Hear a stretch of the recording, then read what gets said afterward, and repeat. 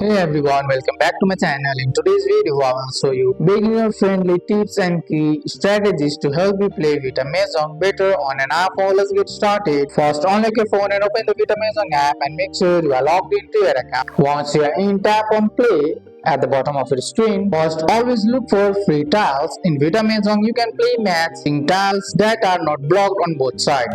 Before making a move, scan the board carefully and focus on the tiles that are completely opaque. Next, try to clear the top layers early. Tiles stacked on top blocks others underneath. Removing top tiles first open more options and prevent from getting stuck later in their level. Another important tip is to match tiles with many duplicates early. If you see a tile that appears several times on the board, clear those matches sooner rather than later. This gives you more flexible as the game continues. Use boosters wisely. Vita Mahjong gives you tools like hint, shuffle, and undo move. Don't use them right away. Save booster for movements when you truly have no available moves. Take advantage of daily challenges and events. These often give extra rewards like coin or power-ups, which can help you progress without spending real money. Also, play at a steady pace. There are no timer or must levels, so take your time. Rushing can cause you to miss better matches. Finally, practice regularly. The more you play, the better you will recognize patterns and strategies. And that's it. Those are simple beginner's tips to help you enjoy and improve